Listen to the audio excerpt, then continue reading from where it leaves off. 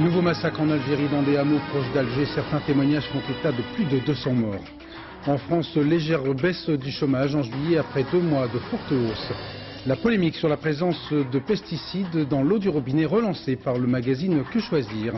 Nouvelle médaille d'or française, la 4e au championnat du monde cycliste sur piste pour Félicia Ballanger en sprint. Madame, Monsieur, bonsoir. L'escalade de l'horreur en Algérie avec un nouveau massacre commis à Raïs, à la sortie sud d'Alger. Plus de 200 morts selon les rescapés, 98 selon le bilan officiel. La plupart des victimes ont été égorgées ou brûlées vives. Thierry Tuillier. Un carnage. Fou de douleur, il vient d'apprendre la nouvelle. Des membres de sa famille comptent parmi les victimes de Sidi Raïs. Pas un villageois qui ne pleure un proche. Hommes, femmes, enfants ont été égorgés, mutilés, brûlés vifs. Sidi Raïs est à une vingtaine de kilomètres d'Alger, dans la plaine de la Métidja, où les groupes armés sont particulièrement actifs. Il n'y a pas encore d'images, juste ces photos et des témoignages terribles. Plusieurs centaines d'hommes armés ont investi le bourg tôt ce matin, ne laissant aucune chance aux habitants. On dirait des avions qui ont passé, ont bombardé. Il y a des toitures soufflées, des maisons fumées, des marais de sang. C'est l'hécatombe. 98 morts, comme l'affirment les autorités, 200, 300, 400 morts selon d'autres sources. Les chiffres varient, mais quel que soit le bilan, Sidi Saïd, déserté par ses habitants, rejoint les autres villages martyrs de l'Algérois. Et avant Sidi Raïs, il y a eu hier Oran et Alger, où 2 bombes ont tué là aussi. Alors à la peur s'ajoute l'incompréhension. Nous, tout ce qu'on veut, c'est la sécurité, nous dit cet Algérois. Il y a bien sûr les discours de fermeté du pouvoir et ces campagnes de sensibilisation à la télévision algérienne. Mais plus que jamais, les Algériens s'interrogent. Qui tue ? Pourquoi cette recrudescence des violences? Pourquoi les forces de sécurité sont-elles si impuissantes? En Algérie, beaucoup estiment que ces questions restent depuis trop longtemps sans réponse. En France, légère baisse du chômage en juillet. Le nombre des demandeurs d'emploi a en effet diminué de 0,6%. Une petite amélioration qui bénéficie surtout aux jeunes de moins de 25 ans. C'est plutôt une bonne surprise pour le gouvernement après des mois de mai et juin en forte hausse. Cela dit, le chômage touche toujours 12,5% de la population active, soit 3 113 000 personnes. Le marché du travail reste donc globalement atone. Pour reprendre la terminologie des spécialistes, pour créer des emplois, aucune recette n'est à négliger. Exemple à Lille où la Chambre de commerce et la communauté urbaine financent une agence qui prospecte d'éventuels employeurs un peu partout sur la planète. Un lobbying ou plutôt une action plutôt efficace, comme en témoigne ce reportage de Sébastien Vibert et Dominique Merlin. Tu auras un parking devant et un parking derrière. L'homme aux Bermudas est un brillant chimiste français. Sa société, en plein développement, hésite encore pour s'implanter.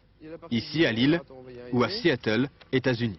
L'homme en costume, lui, suit ce dossier depuis 2 ans. C'est son métier, convaincre les entreprises de s'installer dans la métropole lilloise et non à Londres, Bruxelles ou Amsterdam.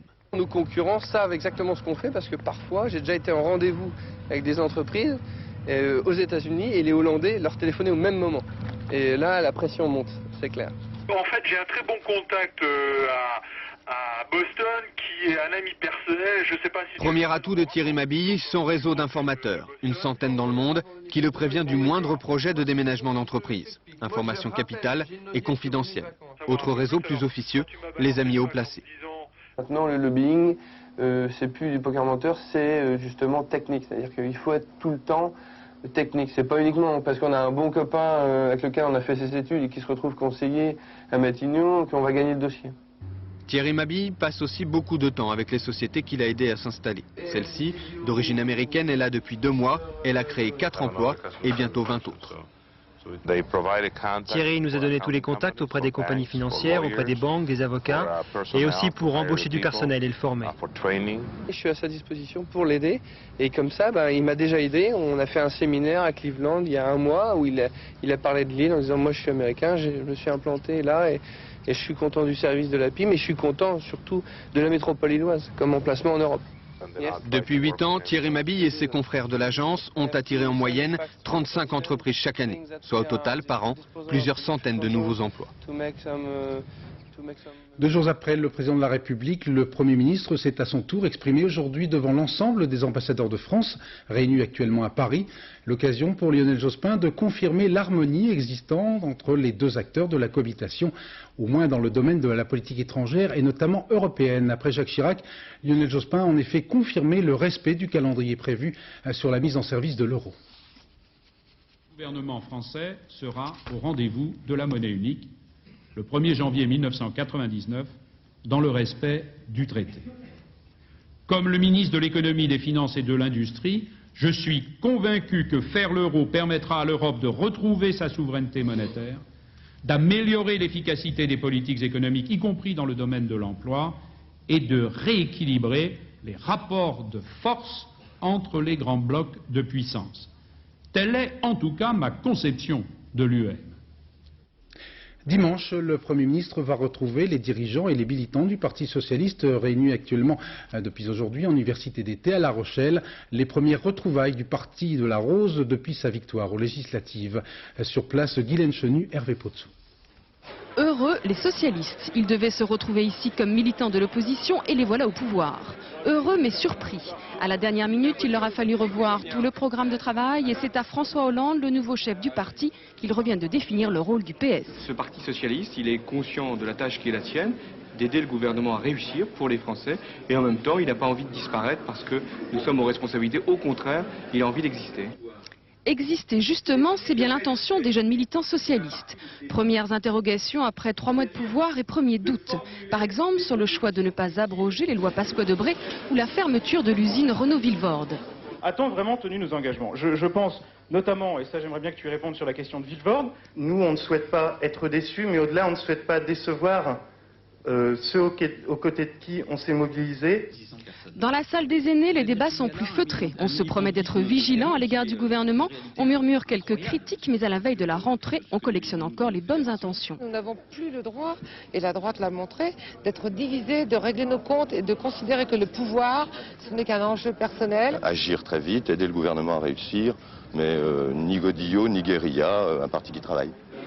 Les 35 heures, l'emploi des jeunes, l'Europe, le travail commence pour 2 jours. Et c'est Lionel Jospin qui viendra dimanche une nouvelle fois fixer la règle du jeu pour le Parti socialiste, ainsi que le calendrier et les objectifs pour le gouvernement. À Orange, 1 millier de personnes environ a manifesté cet après-midi contre le Front National, dont les élus et militants sont réunis dans cette ville pour leur université d'été. L'objectif des dirigeants du Front National est de doubler le nombre d'élus lors des prochaines élections régionales en mars prochain.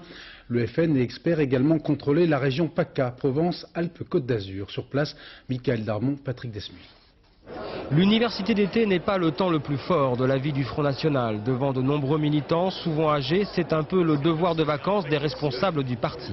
Le temps de s'échauffer la voix avant la rentrée, l'occasion aussi de faire des rencontres et des projets de déplacement à l'étranger, comme avec cette invitée tunisienne qu'on présente avec fierté. Qui m'invite gentiment à aller prononcer une conférence. C'est programmé, au moins avec les Amis des Animaux, Madame Le Pen et Francine et tout, on fait un jumelage avec la SPA de Tunisie. Absolument.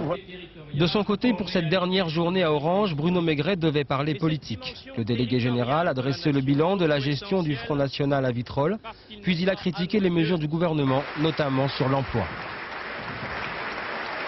Il y a notamment celle des 350 000 emplois publics de Madame Aubry, et à l'occasion desquels les socialistes viennent d'inventer 22 nouveaux métiers, auxquels personne n'avait songé jusqu'à présent.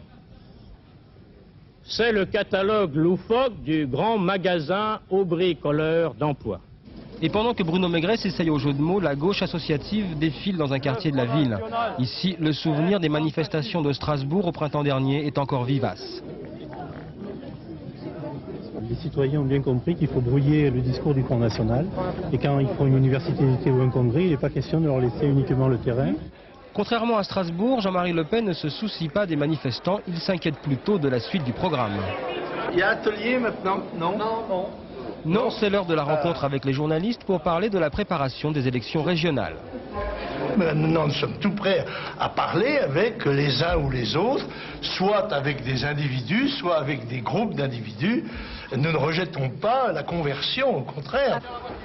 Dans la mallette que Jean-Marie Le Pen remet énergiquement, il y a le discours de ce soir après le banquet final. Fin d'été à Orange pour le président du Front National. Il donne rendez-vous en septembre à Paris pour sa véritable rentrée politique.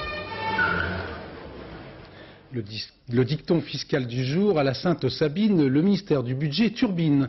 La loi de finances 98 sera officiellement présentée lors du Conseil des ministres le 24 septembre, mais selon certaines rumeurs, Bercy serait actuellement en pleine chasse aux niches fiscales, comme on dit, notamment l'assurance vie ou encore les actuelles réductions d'impôts pour les emplois à domicile. Précision Jean-Paul Chapelle. Pas d'allègement d'impôts pour les ménages les plus aisés. Le taux maximal de l'impôt sur le revenu devait tomber à 52%, il restera finalement à 54%. L'actuel gouvernement ne souhaite pas tenir les promesses de l'ancien gouvernement. Dans le collimateur aussi, les ménages qui emploient une personne à domicile. Aujourd'hui, ils profitent d'une réduction d'impôt pouvant atteindre 45 000 francs. L'incitation fiscale serait diminuée de moitié. Pas question pour autant de supprimer ce dispositif qui a permis la création de 200 000 emplois. Le gouvernement veut revoir également la loi Ponce qui favorise les investissements dans les dom-toms. Les exonérations fiscales liées aux achats de navires de commerce seront aussi limitées. Quant à l'assurance vie, le gouvernement pourrait réduire encore les derniers avantages qui lui restent. Pour encourager les Français à investir dans des placements plus productifs, de nouveaux avantages fiscaux vont faire leur apparition. Objectif, développer le capital risque, ces capitaux qui financent la création de petites entreprises de haute technologie. Au sud-Liban, l'armée israélienne a perdu hier 4 hommes brûlés vifs lors d'un incendie de forêt déclenché par ses propres forces, et cela après des accrochages avec des combattants du mouvement Hamal. Ce drame a relancé en Israël le débat sur la nécessité d'occuper une partie du Liban Sud. À Jérusalem pour France 2, Olivier Lerner. Un nouveau drame pour les Golani. L'unité d'élite de l'armée israélienne a perdu 4 hommes brûlés vifs, pris dans le piège tendu par le reste de la compagnie. Le plan se découpe en 3 phases. Un échange de tirs, ça c'est le quotidien entre miliciens chiites pro-syriens et les soldats israéliens. Mais cette fois, les hélicoptères de Tsahal lancent des missiles incendiaires, le vent est fort, il attise les flammes qui se referment sur les combattants. Le feu de forêt a donc pris tout le monde de vitesse. 4 morts des 2 côtés et des blessés gravement brûlés de part et d'autre. Cette zone d'une vingtaine de kilomètres occupée par Israël au sud-Liban permet aux habitants du nord d'Israël de mieux se protéger en principe contre les tirs de roquettes. Une présence au Liban très cher payée par le pays. 17 soldats israéliens ont été tués cette année dans cette zone de sécurité. Alors faut-il rester ou partir sans attendre la signature d'un accord avec les voisins arabes? Le débat fait rage en Israël et secoue régulièrement la classe politique et l'opinion publique aussi, qui voit depuis 15 ans son armée impuissante s'embourber pour rien au sud-Liban. Le chef de l'État hébreu, Eizer Weizmann, a laissé entendre ce soir qu'il était favorable à un retrait des forces israéliennes du sud-Liban. Mais ici, c'est le Premier ministre qui détient les clés du pouvoir et Benyamin Netanyahou est contre. Retour au pays pour Norodom Sihanouk en traitement médical à Pékin depuis le mois de février. Le souverain du Cambodge, âgé de 74 ans, a soigneusement évité de passer par sa capitale Phnom Penh, théâtre d'une quasi-guerre civile. Avant de quitter la Chine, Norodom Sihanouk avait publié une déclaration invitant tous les combattants cambodgiens à cesser le feu. La Bretagne n'est pas la seule région de France où l'eau du robinet est contaminée par les pesticides. Plus de la moitié du pays serait touchée par ce problème si l'on en croit une enquête du mensuel Que Choisir. Le record, si je puis dire, en matière de pollution étant détenu par une commune du département de la Marne. Reportage Delphine Détry, Pierre-Emmanuel Luneau. L'eau du village est potable. Voilà le maire d'Anglure rassuré. Selon la contre-expertise réalisée aujourd'hui par les services sanitaires de la Marne, les captages du district sont conformes aux normes européennes. Un résultat qui contredit l'analyse de Que Choisir. Pour le magazine, le taux de pesticides contenus dans l'eau du village est 30 fois supérieur au niveau autorisé. Nous sommes dus d'avoir une analyse tous les 2 mois, c'est tout à fait normal. Donc on souscrit à ce que nous dit la DAS. La DAS nous dit l'eau est potable, on donne de l'eau, on vend de l'eau, point. Demain, l'eau n'est plus potable, on arrête le système. Si l'eau d'Anglure est saine, des dépassements de normes sont souvent observés dans les communes voisines. Premiers accusés, les agriculteurs. Ils se défendent de dépasser les doses de pesticides conseillées. Ce sont des produits qui coûtent cher et qu'on n'a aucun intérêt à utiliser, à mettre plus de produits qu'il n'en ait besoin pour obtenir le résultat escompté. Les teneurs de l'eau en pesticides peuvent varier fortement d'un jour à l'autre en fonction des pluies. Mais pour de nombreux scientifiques, il n'y a pas urgence en matière de santé publique. La norme européenne correspond à une décision politique de n'avoir pratiquement pas de produits phytosanitaires dans l'eau. C'est une norme très très faible qu'il est impossible de tenir. Ça a été une décision politique équivalent à une interdiction. Elle comporte donc un coefficient de sécurité considérable et les taux pourraient être énormément augmentés par rapport à la norme sans que cela influe sur la santé humaine en France. Dans ce dossier, l'Organisation mondiale de la santé, l'OMS, fixe une autre référence 20 fois supérieure à la norme européenne. D'après le ministère de la Santé, il existe donc une importante marge de sécurité avant que l'eau du robinet ne devienne un réel danger. Alerte à la rougeole. On a recensé en France au premier trimestre 97 autant de cas de rougeole que sur l'ensemble de l'année 96, soit environ 50 à 60 000. En septembre, une nouvelle grande campagne de vaccination va être lancée. Reportage Thibaut de Barberac. Comme Omar, ils vont être nombreux cette année à se présenter dans les centres de vaccination pour éviter d'attraper la rougeole. Des petits boutons sur tout le corps, ce n'est pas très grave, si ce n'est qu'une fois sur 3, des complications apparaissent. Otite, problèmes pulmonaires ou plus grave, des encéphalites, des infections du système nerveux. Pour lutter contre la rougeole, chaque enfant doit donc passer à l'épreuve de la piqûre. Un petit mal pour un grand bien, mais un petit mal auquel échappent 20% des nourrissons. Résultat, la maladie n'a pas encore disparu en France. On sait que la rougeole va continuer d'évoluer sur un mode épidémique, avec des épidémies tous les 4 ou 5 ans, si la situation actuelle perdure. Alors qu'est-ce qu'il faut faire ? Il faut absolument que les parents fassent vacciner leurs enfants au cours de la 2e année de vie, et il faut absolument que les parents aussi et les médecins s'habituent à donner une 2e dose de vaccin entre 4 et 6 ans. Une précaution indispensable, cette année la rougeole touche beaucoup plus d'enfants qu'en 1996. Remboursé par la sécurité sociale, le vaccin est le seul moyen d'éradiquer une maladie dont les complications provoquent chaque année la mort d'une dizaine d'enfants. Quand nos chers bambins ploient sous la charge, à l'aube de l'an 2000 et à l'heure d'Internet ou encore de l'ordinateur, le cartable du parfait petit écolier atteint très souvent les 6, voire parfois les 10 kilos. En attendant l'allègement des programmes, certains fabricants rivalisent d'imagination pour soulager nos chers petits. Reportage Elisabeth Esley, Jean-Louis Bousser. On n'est pas à court d'idées pour soulager les épaules des collégiens. Après le cartable à roulettes, le dernier cri, ce sont les bretelles gonflables pour un meilleur confort. Ou bien un modèle avec dos rembourré. Quand on a 11 ans, ça plaît. J'aime bien les bretelles qui sont complètement en mousse, quoi. Et le dos qui est gonflé avec de l'air et ça fait moins mal au dos. Et toi, Chloé? Ouais, moi c'est celui-là. Parce que bon, c'est à roulette et puis c'est plus pratique, quoi. On n'a pas à se trimballer quelque chose sur le dos très lourd. Donc quand on tire, on sent pas trop le poids, quoi. Ils sont assez légers. Et quand on est médecin, là, on est nettement moins enthousiaste. Je n'ai pas de préférence. La question qui préoccupe les parents est avant tout de savoir si un cartable peut provoquer des déformations de la colonne vertébrale. Je crois qu'à ce sujet, il faut être extrêmement clair. Nous ne connaissons pas de déformation vertébrale provoquée par le port asymétrique du cartable. À condition de changer régulièrement d'épaule. Mais le professeur Philippe est formel, un cartable lourd ne provoque pas de scoliose. Elle est avant tout d'origine génétique ou cérébrale.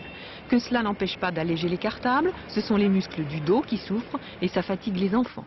Et le mobilier des classes, souvent vétuste, aligné sur des normes datant du début du siècle. Il peut donner mal au dos, mais sans problème grave là non plus. Simplement, on devrait pouvoir régler sa hauteur. Les médecins se veulent rassurants, mais ils continuent à souhaiter quelques kilos en moins, en réclamant, comme les parents, un livre pour 2 et des casiers dans les collèges. Dernier grand week-end de retour avec un samedi classé rouge sur les routes de province par bison futé avec de nombreux bouchons et ralentissements prévus dimanche en Ile-de-France, les franciliens étant fortement invités à regagner leur chez eux avant dimanche midi. Avec ce soir une information exclusive signée France 2, c'est la fin des vacances et la nostalgie n'est plus ce qu'elle était. Reportage François Privat, Philippe Ritten. Canicule, crème solaire, plage bondée, c'est bien fini. C'est bien, ça change, c'est tout. Moi j'aime bien les choses imprévues, là c'est vraiment imprévu. Finalement, même les clubs de plage prennent des allures de rentrée scolaire. Moi je suis enseignant, je sais que je vais retrouver les enfants, mais dans un autre contexte. C'est différent. Ah mais l'été est fini? Ah, l'été est fini, oui. Quand les couleurs de l'été se délavent, on s'offre un dernier pique-nique sur un parking, mais devant la plage. Plus étonnant encore, avec ou sans maison sur le dos, la plupart des estivants rentrent chez eux une fois les vacances terminées. Parfois même les souvenirs manquent d'originalité. On était principalement à La Rochelle. On a fait piscine, mer La Rochelle. Louise et Jean se moquent éperdument de la fin des vacances. C'est vrai qu'ils sont retraités. C'est le mauvais temps qui nous chasse. Parce qu'il ferait beau encore, je pensais de rester toute la semaine. Mais comme il pleut, alors j'aime mieux rentrer.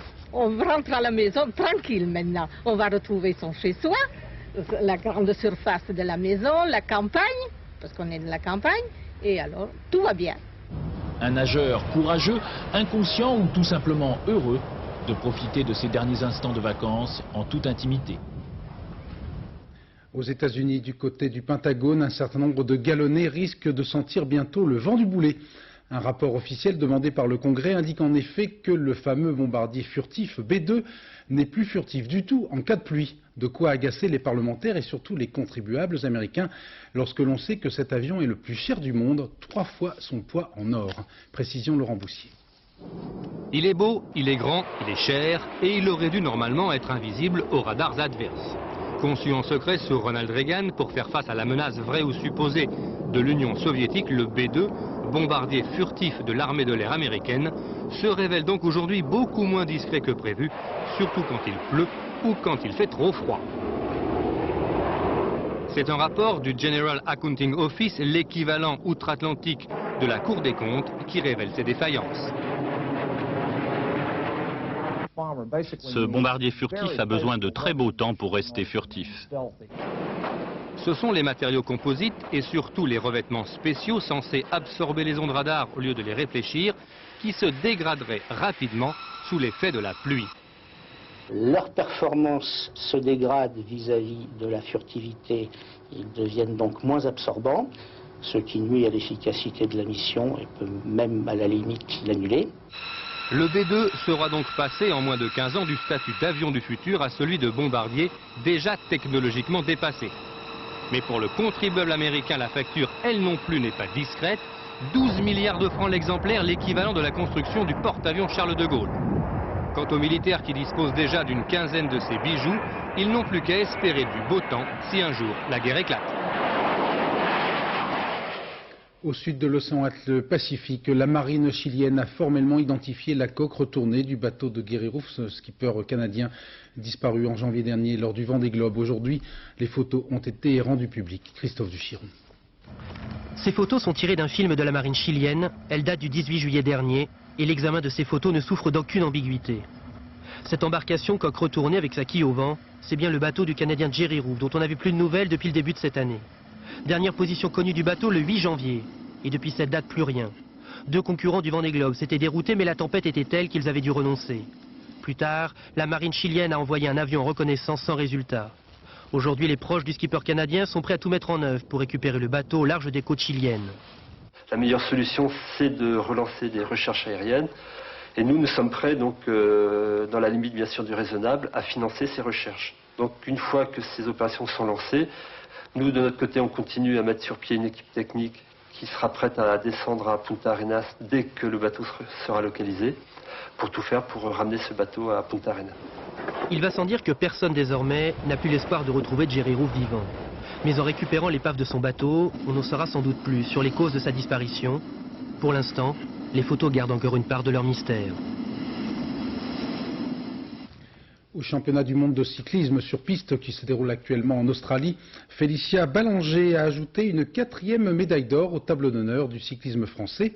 À la Sainte-Sabine, Félicia pointe l'ambine, comme dirait Jérôme Touboul. Un drapeau tricolore et un 3e titre d'affilée de championne du monde, c'est bien la preuve par 3 que Félicia Ballanger reste la reine du sprint féminin. La Française pourtant a flirté avec l'échec. Dans la première manche de sa finale, elle sous-estime la puissance de son adversaire Michel Ferris et l'Australienne s'impose. Une revanche, c'est ce que Félicia veut faire de sa deuxième manche. Plus de hargne, moins de certitude de l'emporter facilement. Et voilà l'équilibre établi entre les deux sprinteuses. 15 h, l'heure de la belle. Le public australien pousse derrière Michel Ferris. Mais celle-ci est encore derrière, encore dernière. Et Ballanger conserve sa couronne. Je m'attendais à ce que ce championnat du monde soit très dur puisqu'on était en Australie chez elle. Donc je me disais que dans les championnats à venir jusqu'à l'an 2000, ça allait être certainement le plus dur. Vu les conditions, et puis j'espère que l'année prochaine ça continuera comme ça puisque je serai en France. Bordeaux après l'Australie, sous toutes les latitudes, Félicia veut rester la plus rapide. Football avec le tirage au sort du premier tour des Coupes européennes et un destin mitigé pour les 10 clubs français en lice cette année. En Ligue des Champions, Monaco et le PSG, le champion et son dauphin, ont été relativement épargnés par le sort. Ces deux équipes qui joueront dans des groupes différents ont en effet échappé au Borussia Dortmund, ou tenant du titre, ou encore à la Juventus. En Coupe de l'UEFA, je vous le disais, le sort a plus ou moins favorisé les 7 clubs français engagés dans cette compétition. Je vous laisse découvrir l'équipe qui sera opposée à votre club favori. Enfin, en Coupe des Coupes, Nice, actuellement en deuxième division, seconde division, peut espérer franchir le premier tour aux dépens des Écossais de Kilmarnock. Football toujours avec ces deux informations. L'attaquant brésilien du PSG, Leonardo, a signé un contrat de 3 ans au Milan AC. Et en Argentine, nouveaux ennuis pour Maradona qui, à 37 ans, va écoper d'une 3e suspension de plusieurs mois après un nouveau contrôle positif pour usage de substances interdites, pour ne pas dire cocaïne. Commentaire de notre spécialiste des rechutes, Laurent-Frédéric Bré. C'était il y a 5 jours à Buenos Aires, peut-être le dernier match de Diego Armando Maradona, peut-être son dernier but officiel, le 150e dans sa carrière argentine. Quelques heures plus tard, une expertise ne laissait aucun doute, Maradona avait été contrôlé positif à la cocaïne. Absolutamente nada. Y eso lo puedo jurar otra vez por mis hijas, que es lo que más quiero. Ces mots datent d'il y a 3 ans, mais déjà le génie du football argentin avait touché aux substances interdites. Maradona fragile, Maradona dépendant, Maradona coupable pour la 3e fois. Pour l'ancien capitaine de la sélection nationale, pour l'idole de tout un peuple, plus dure sera la chute. Maradona risque maintenant une suspension qui peut aller jusqu'à 5 ans, autant dire qu'à 37 ans, sa carrière serait finie. Quelle triste histoire finalement que celle de ce joueur surdoué, sauvage, souvent rebelle. Maradona embarqué dans des histoires de drogue et de mafia, de vie nocturne et de scandale. Entre Barcelone, Naples et Buenos Aires, l'Argentin a toujours mélangé les genres. 3 contrôles positifs donc en 6 ans, 5 tentatives de retour, cet homme est tout autant traîné dans la boue que continuellement adulé. C'est pour ça qu'aujourd'hui en Argentine, personne ne condamne totalement Maradona. Le footballeur appartient sans doute au passé, l'homme lui est malade, il a rechuté, on ne peut pas l'applaudir, mais on ne peut pas le siffler. Toxicomanie toujours avec en France la suite de l'enquête qui a entraîné la fermeture de 5 boîtes de nuit parisiennes. Au total, 20 personnes ont été mises en examen, dont 11 ont été placées en détention préventive. Les responsables des établissements concernés ont annoncé leur intention de déposer un recours devant la justice en dénonçant une décision arbitraire. Reportage Nicolas Vinclair, Christian. La grande colère des homos, c'était en fin d'après-midi devant le Cox, l'un des 5 établissements phares de la nuit gay parisienne, qui se sont vus notifier une ordonnance de fermeture judiciaire. Hier soir, au Queen, véritable temple de la nuit parisienne, c'était donc peut-être la dernière soirée. À l'origine des ordonnances prises par le juge d'instruction parisien, une enquête sur un réseau de trafiquants d'ecstasy. Des clients ont avoué en avoir acheté au sein des établissements concernés. La consommation de cette drogue est un phénomène qui prend sans cesse plus d'ampleur et qui donc concerne et menace presque tous les établissements de nuit. Les homos se demandent aujourd'hui où ils vont bien pouvoir sortir. Chez moi peut-être. Chez moi je peux pas inviter tous les homos de Paris, hein, c'est pas possible. Qu'est-ce que j'en pense? La discrimination. Ouais. Totale. Totale. C'est dégueulasse. C'est dégueulasse. Entièrement dégueulasse. C'est uniquement les boîtes au monde. La surveillance renforcée et les nombreuses campagnes d'information et de prévention menées au sein même des établissements ne suffisent pas. Les patrons se disent désarmés. Dans tous les établissements, actuellement, dans un magasin, dans le métro, pourquoi on ferme pas le métro? Il y a beaucoup de drogue dans le métro, on n'a qu'à fermer le métro. On n'a qu'à mettre une fermeture de 6 mois à la RATP. Dans le Queen, désormais vide, conférences de presse et mobilisation générale, la fermeture menace 300 emplois directs et 900 emplois indirects. Un cachet, c'est très facile à dissimuler et le trafic se fait de façon extrêmement discrète. Et le problème, c'est qu'actuellement, les patrons sont sanctionnés, souvent contre leur gré, parce qu'ils sont les premiers à lutter contre ça. Ils n'ont aucun intérêt à favoriser la consommation de drogue à l'intérieur de leur établissement. Ils ont tout à perdre, la preuve. Pour les milliers de jeunes qui fréquentaient ces établissements, c'est un coup dur. Un recours a été déposé, c'est désormais à la chambre d'accusation de statuer. Mais pour ces jeunes, ce n'est aujourd'hui, ils l'espèrent, pas encore la nostalgie, mais c'est en tout cas déjà la colère. Loin de la techno qui agite les nuits parisiennes et les autres, ce rendez-vous de plus en plus couru des passionnés de musique classique. Le festival de la Chaise-Dieu, fondé en 66 par des mélomanes du Puy-en-Velay et qui compte désormais parmi les plus anciens festivals de France. Reportage Jean-Jacques Dufour, Emmanuel Beck. Le trésor de la Chaise-Dieu, moins de 1000 habitants, plus de 1000 mètres d'altitude, c'est son abbaye du XIe siècle.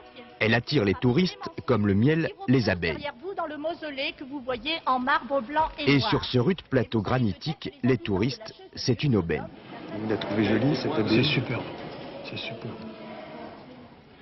En moyenne, c'est de l'ordre de 60 000 visiteurs par an, mais certains jours en pointe, nous avons entre 500 et 800 visiteurs par jour pendant le mois d'août. Outre les touristes, le monument, merci Saint-Robert, merci Clément VI, attire aussi les mélomanes. L'abbatiale, c'est l'écrin d'un festival de musique exceptionnel. Au programme, les habitués le savent, de la musique bien sûr, mais pas seulement. Allez-y, les bons produits d'Auvergne, les bons produits de montagne. Sentez-moi ça, vous allez voir. C'est tout du naturel, pur porc sans colorant. C'est divin. N'est-ce pas? Divin, comme la musique de Bach. Je vais vous emballer ça comme il faut, et vous allez vous régaler et ça vous fera revenir. En général, les festivaliers reviennent, la Chaise-Dieu a un public de fidèles. Bonne journée, au revoir. Vous venez tous les ans, madame? Oui, depuis 12 ans, monsieur. Ces jeunes gens, qui ont l'air enchantés en chantant, les chœurs de l'université de Leipzig. Ils ont fait l'ouverture du festival avec la Passion selon Saint Jean de Bach. L'ouverture idéale, surtout pour le père Étienne Marie. C'est vraiment une grande joie, parce que notre communauté est sous le patronyme de Saint Jean, hein, qu'on considère comme notre père. Et donc, de pouvoir entendre la Passion de Saint Jean, surtout chantée par des Allemands, il fallait que ce soit eux qui la chantent, c'est une très grande joie.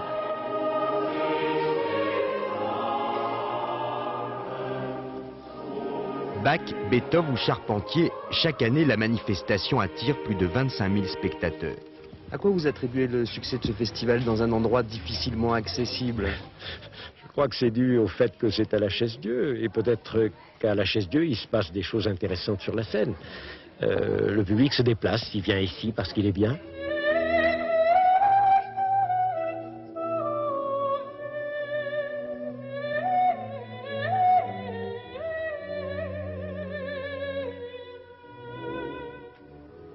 Moi, je suis enchantée de ce papa. Encore une fois, le festival démarre très fort. Et j'ai apprécié Bach aujourd'hui mieux que d'habitude. Alors, si vous aimez la musique et le saucisson, n'hésitez pas, la Chaise-Dieu, c'est juste entre Clermont et Le Puy, autrement dit, en Auvergne.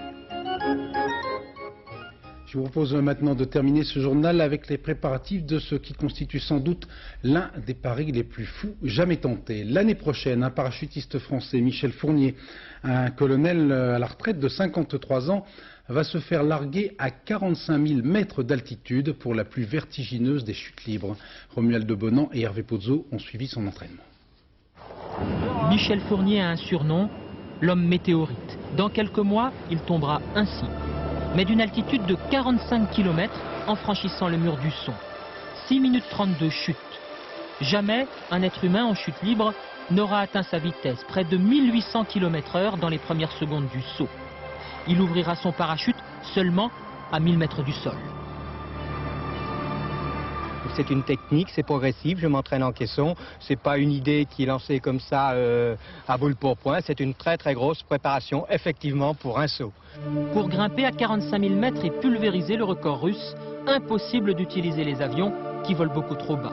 L'ascension se fera en ballon stratosphérique, gonflé à l'hélium, semblable aux sondes météorologiques.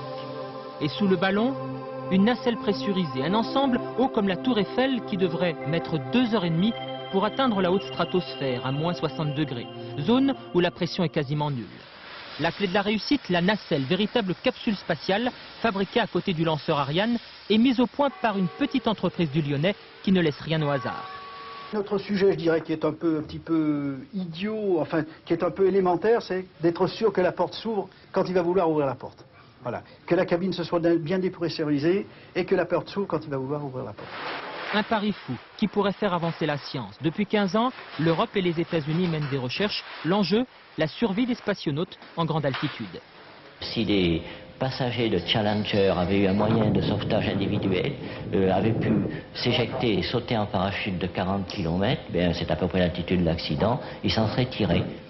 À 53 ans, Michel Fournier tentera d'être l'homme en scaphandre le plus haut et le plus rapide du monde. Voilà, dernier journal, le vers minuit 15, en compagnie de Florence Duprat. Bonne fête encore une fois aux Sabines. Bon anniversaire à Michael Jackson, 39 ans aujourd'hui. Dans un instant, la météo, Nathalie Riouet, avec attention, un avis de coup de vent sur un grand quart nord-ouest. Et ensuite, le point route avec Valérie Maurice. Rendez-vous demain, 13h et 20h. Très très bonne soirée, merci.